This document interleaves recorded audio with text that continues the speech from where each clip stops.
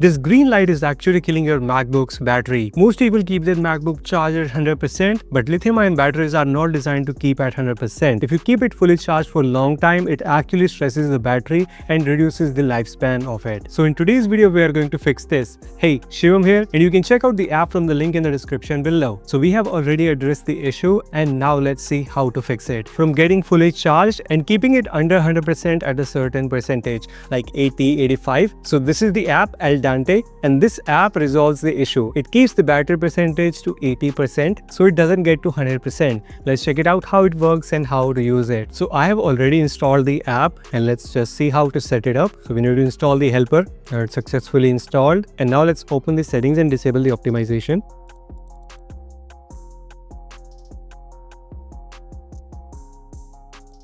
Now we have turned off the optimization. We are all set. We can skip the survey. So we can enable the launch at login, and that's it.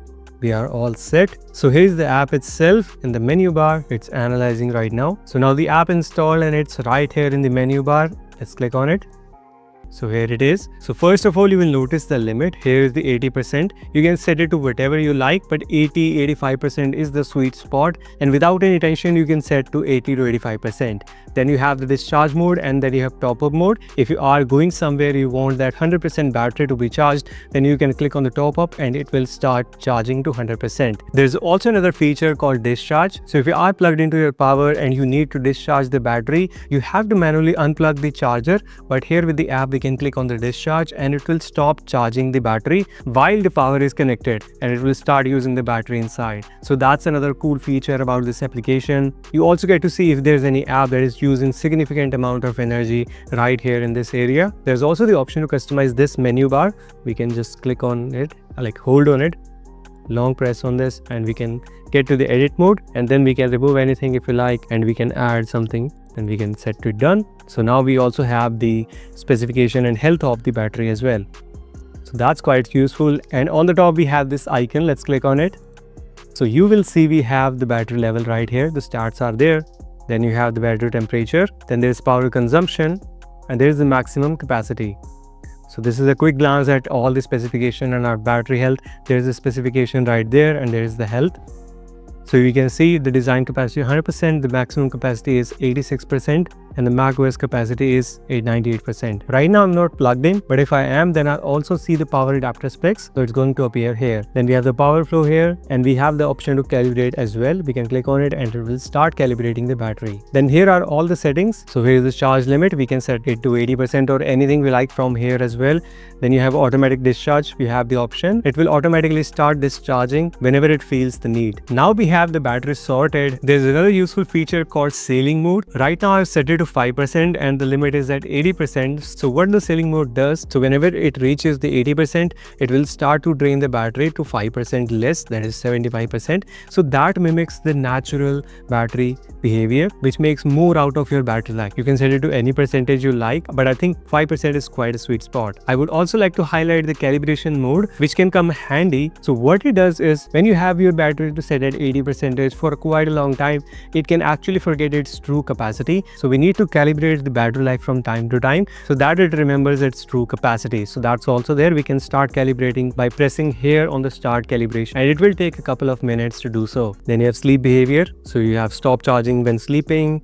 You can stop charging when the app is closed. You have all these kinds of settings that are quite useful. Then there's energy saving mode that's always off right now. You can turn it on or only on battery or on adapters. Then you have background dashboard updates. You also have the apps user generated energy. Then this is there. You have schedule. You can set the schedule as well. This is getting quite advanced, which helps us save our battery and set things according to our preferences. So we can create a schedule, like if you want this task number 1 to be paused on charging at a certain time.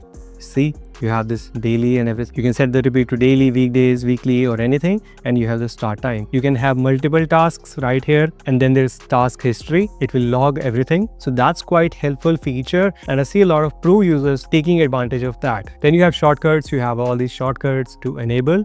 So you can integrate that with your Apple shortcuts, which is another cool feature. So this app is quite packed with features. Then we have pop over. This is show on startup. This is show percentage. We can have that here, and we can disable the battery right here. So we have the percentage already here. Then you have the menu bar. This is the menu bar item. You have settings for the menu bar specifically. You have the menu bar spacing. You have update interval, and then we can set the behavior, like if you want the right click, left click.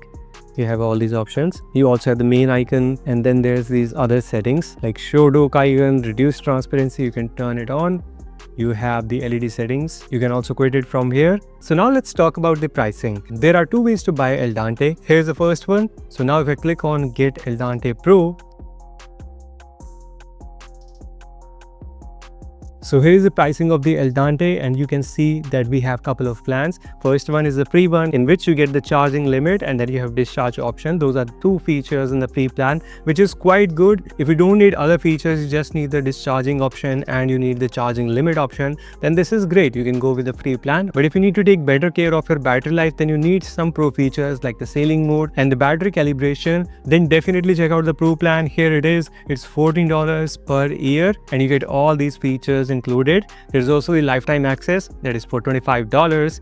Between the two, I would like to suggest you go with the $25 plan. That is a lifetime plan.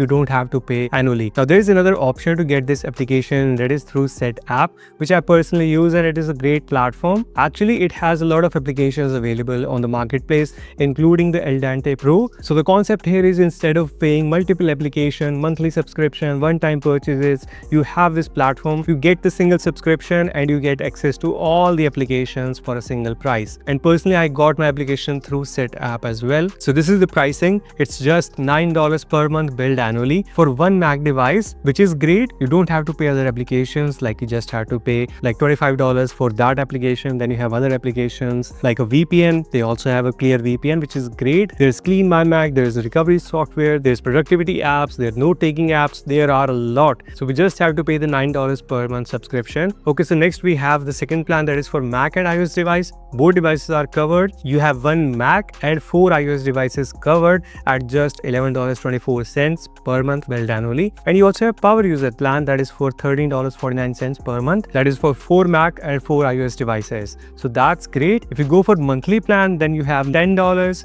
$12.5, and you have $15 per month. So it's quite inexpensive if you compare each application buying separately. In that sense, it totally makes sense. And there's also 7 days of free trial. Try AlDente, try Set app platform, all the applications, see if you like it, and if you don't, you can just cancel it. The trial link is in the description below, and the official website for AlDente as well. You can check that out from there. However, that's it for today. But if you are looking for other useful applications for your Mac device, definitely check those out from here. And what are your thoughts about it? Let me know in the comments below. Like, share, subscribe, stay safe. Bye-bye.